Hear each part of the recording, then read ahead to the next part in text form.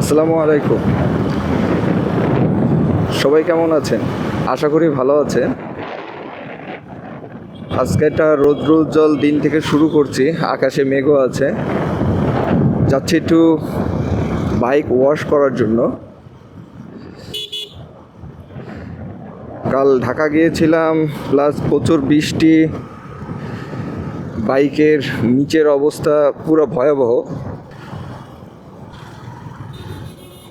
রেলপাসের এই জায়গাটা যতই ঠিক করে, কয়েকদিনের ভিতরে আবার যেরকম অবস্থা সেরকম, মাঝে মাঝে তো আরও ভয়াবহ অবস্থা ধারণ করে। বাইকের তেল সিগন্যাল দিচ্ছে, তেল ফুল করতে হবে।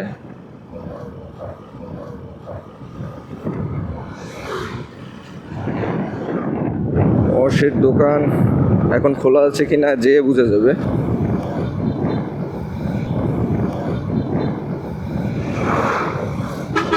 সম্ভবত খোলা। আসসালামু আলাইকুম ভাই, ভালো আছেন? জি, ঢাকা যেয়ে আসছি।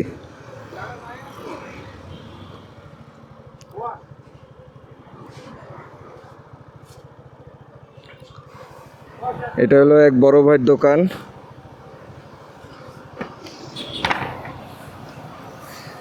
আমি বেশিরভাগ সময় এখানে ওয়াশ করতে আসি।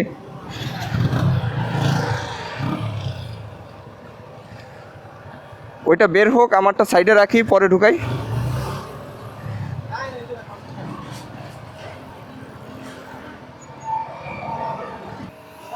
ভাইয়ের দোকানটা খুব টিপটপ একটা দোকান।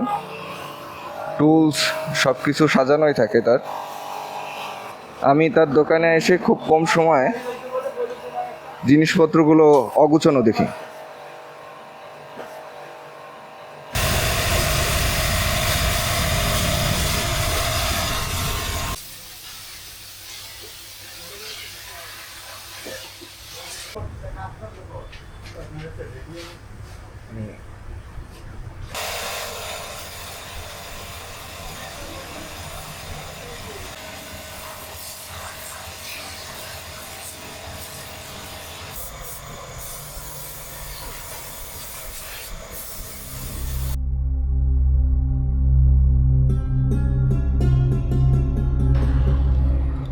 আলহামদুলিল্লাহ, ওয়াশ শেষ।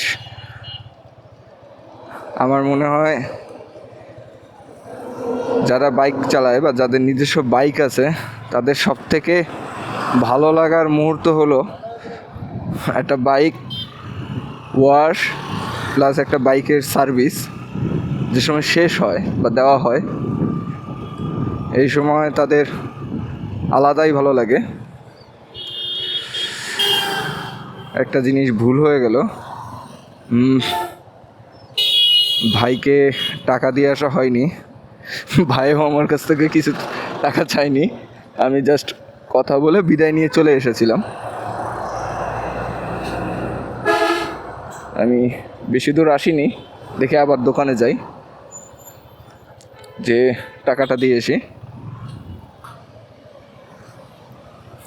আসসালামু আলাইকুম ভাই, কি কিছু ভুলে গেছেন মনে করেন?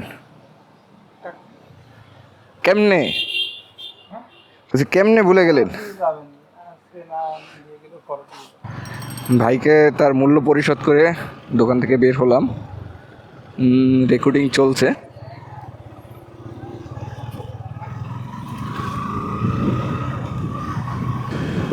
মেঘ আবার করে এসছে, হয়তো বৃষ্টি হতে পারে। ওয়াশ করা বাইক এখন আর ভিজাতে চাচ্ছি না।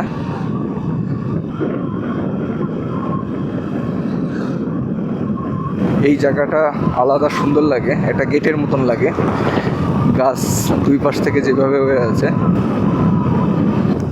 এটি হলো খুলনা পুলিশ ট্রেনিং সেন্টার।